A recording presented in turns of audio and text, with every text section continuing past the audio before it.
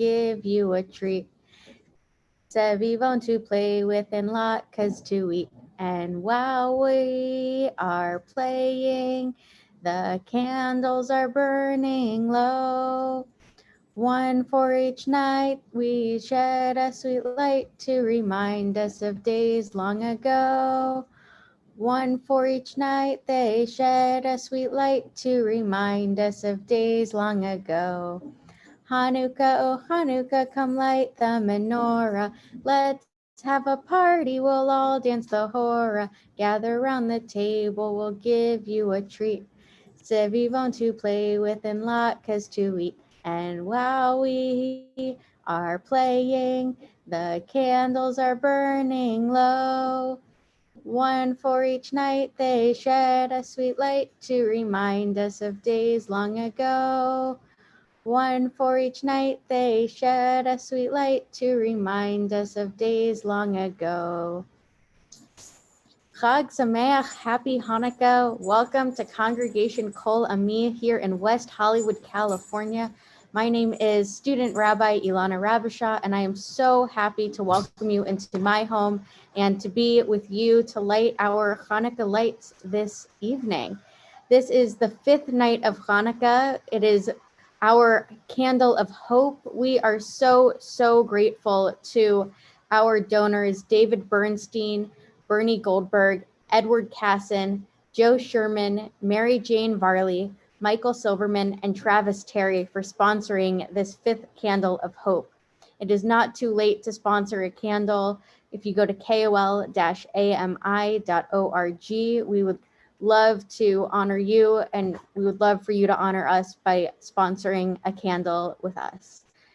I would love to light candles with you. If you have your Hanukkah, we light from left to right. This is our 5th night of Hanukkah.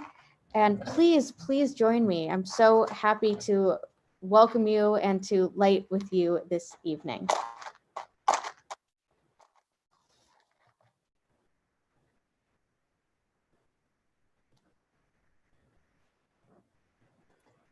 Baruch atah Adonai, Eloheinu melech haolam, asher kitshanu b'mitzvotav, v'tzivanu lehadlik ner shel Chanukah. Baruch atah Adonai, Eloheinu melech haolam, she'asa nisim lavoteinu bayamim hahem bazman hazeh.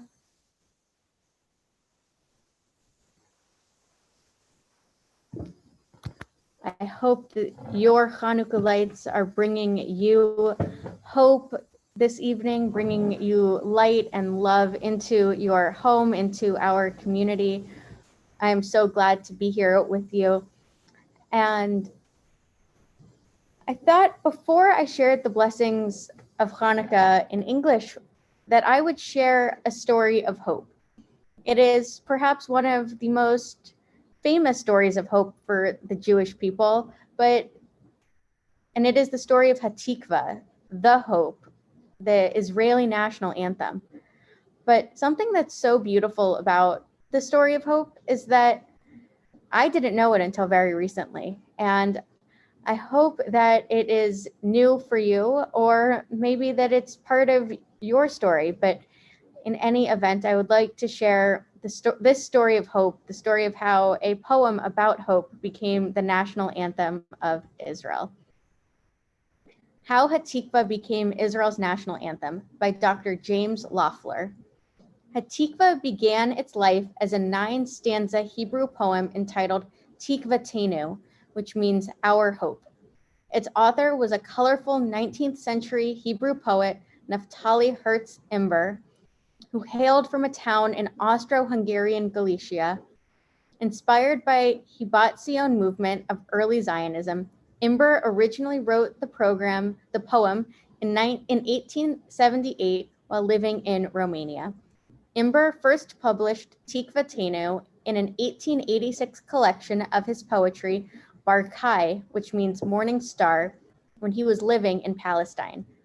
By the time Imber left Palestine in 1888, his poem had become a song, soon renamed Hatikva, which is Hebrew for the hope, thanks to the early Zionist pioneers in the Jewish farming community of Rishon LeZion. The melody arrived courtesy of a Romanian Jewish immigrant named Samuel Cohen, who adapted it from a Moldavian folk song, Karul Kuboi, which is cart and oxen. Hatikva spread rapidly among Jewish pioneers as part of a new culture of secular Hebrew songs and folk dances, such as the Hora, that existed in the early decades of the Zionist movement. Even as it grew in popularity, however, not all Zionists favored Hatikva for the movement's anthem. Theodor Herzl himself, the father of Zionism, many say, disliked the song, and in 1897, he launched the first of several international competitions, all ultimately unsuccessful, to produce a serious alternative. In later years, Hatikva continued to be a subject of debate. Religious Zionists frequently objected to the secular character of its lyrics, which do not mention God. As a result, Rabbi Abraham Isaac Kook composed a parallel poem titled Ha'emunah, which means the faith, which speaks of the steadfast faith in the return to our holy land, where we shall serve our God. Ironically, socialist Zionists denounced the poem for its allegedly religious and messianic overtones, owing to the reference to an ancient biblical promise of a Jewish return. In the 1930s, they instead proposed Chaim Nachman Bialik's Birkat Ha'am, which means the people's blessing, for the anthem.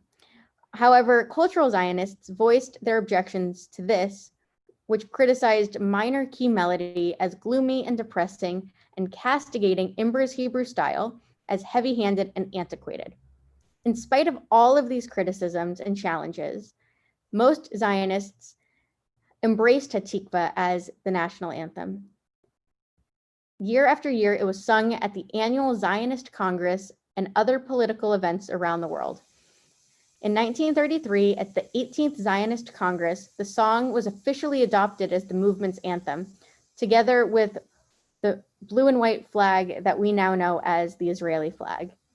In the 1940s, many Jews in Europe defiantly sung the song as a gesture of collective hope and spiritual resistance in the face of Nazi Holocaust and Stalinist terror. Yet, after the creation of the State of Israel in 1948, the government declined to recognize Hatikva as the official state anthem, despite adopting a new flag and coat of arms as national symbols. Still, Hatikva was openly promoted as the de facto national anthem and used at all official state occasions. The traditional lyrics were amended to reflect the new historic reality of statehood, whereas the original last three lines of the text speak of the ancient hope to return to the land of our fathers, to the city where King David dwelt. The new version replaces the biblical allusion with an emphasis on the hope of 2 millennia to be a free people in our land, the land of Zion and Jerusalem. Almost from the moment of its creation, Hatikva has served as both a beloved anthem throughout the Jewish world and a subject of political debate. The same pattern continues today. In recent years, a controversy has occasionally surfaced in Israeli politics over allegations that the lyrics are unsuitable for a country with such a sizable non-Jewish community. Nevertheless, Hatikva remains an enduring symbol of Jewish nationhood and Israeli identity. And in November 2004, over a century after its composition, Hatikva was officially designated the Israeli national anthem by the Israeli Knesset, the Israeli government, bringing its journey full circle. And I think that it's such a beautiful story of hope and light and connection between the Jews living in the land of Israel and those of us who are lovers of the land of Israel, but live outside of Israel. So with that, I want to offer the blessings for the candles once again, but this time in English, so that we can all welcome in just a little bit more light. Blessed are you, Adonai, our God, ruler of the universe, who has sanctified us with your commandments and commanded us to kindle the Chanukah lights. Blessed are you, Adonai, our God, ruler of the universe, who has performed miracles for our ancestors, and in whose days and at this time has granted us light. And with that, I want to close our time together with Hatikva, and we are going to listen to a YouTube version of it sung by Israeli artist Ophir Ben Shitrit, and I hope that you enjoy it. I hope that the light of hope brings light into your home this evening and wherever you are celebrating Chag Sameach.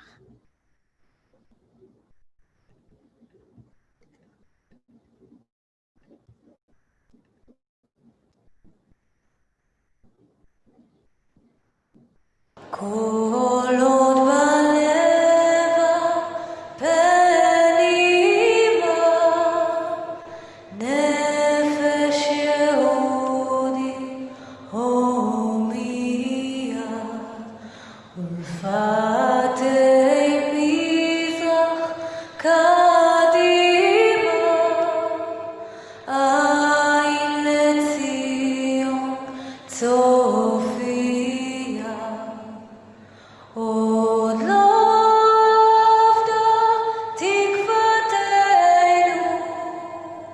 התקווה בת שנות 2000, להיות עם חופשי בארצנו, ארץ ציון וירושלים. להיות עם חופשי בארצנו, ארץ ציון וירושלים.